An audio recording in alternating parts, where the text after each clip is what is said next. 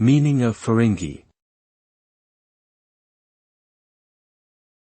Feringhee.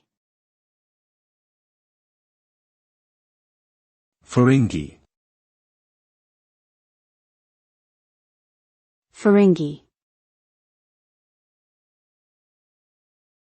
Feringhee.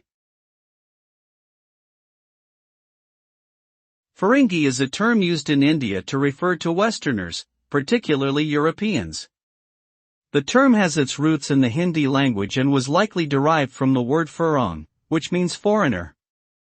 During the British Raj, the term became widely used to describe British colonial officials and soldiers.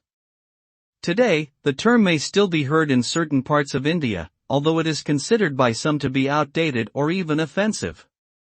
Overall, feringhee is a term that reflects India's complex history with European colonialism,